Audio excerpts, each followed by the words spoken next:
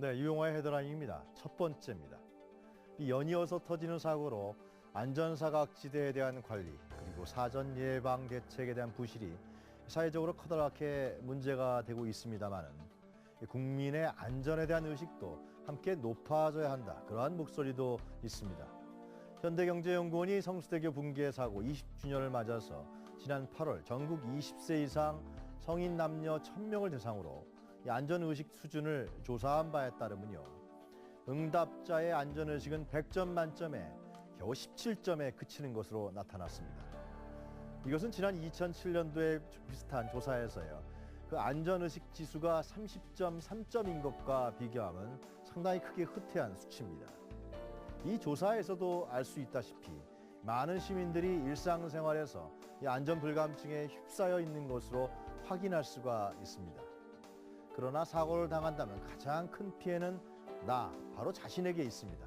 그래서 우선 스스로 안전에 대한 의식을 높일 필요가 있습니다. 하지만 안전불감증의 사례는 너무나 흔하게 우리 주변에서 찾을 수가 있습니다.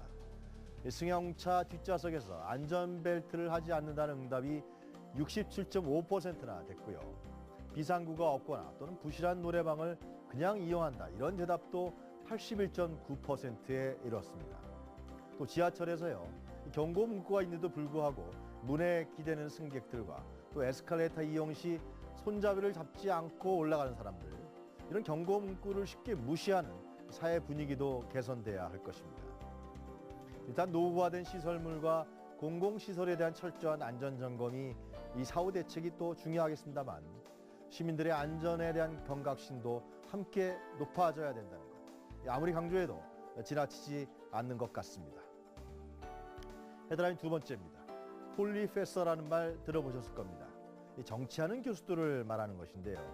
현직 교수직은 꽉 붙들어 매고 있으면서 기회가 된다면 정치권에 들어가서 권력을 누리다가 다시 또 학교로 돌아가는 경우들을 우리 사회에서 폴리페서라고 이야기하고 있습니다. 그런데 요즘에는 대학 교수 사이에서 이 정치권을 기웃거리보다는 이 기업체에 한 발 걸쳐두는 편이 훨씬 더 크다. 이런 분이 좋다. 이런 말이 나오고 있습니다. 즉 사회이사와 감사, 심지어는 임원진, 대표이사까지 맡는 사례가 늘고 있다고 하는데요. 최근 4년 동안 서울대학교의 전임교원 교수들이 외부 기관에 겸직한 건수는 1,000건에나 달하는 것으로 나타났습니다. 특히 경영대학을 중심으로 이러한 사기업에 대한 겸직 건수가 증가 추세라고 하는데요.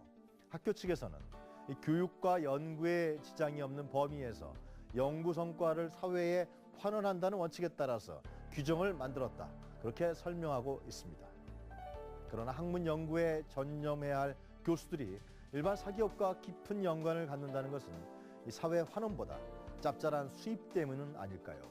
요즘 교수들 학교에서 학생들을 가르치랴 또 외부 기업체로 뛰어다니랴 무척 바쁠 것 같습니다. 유용화의 헤드라인 마치겠습니다.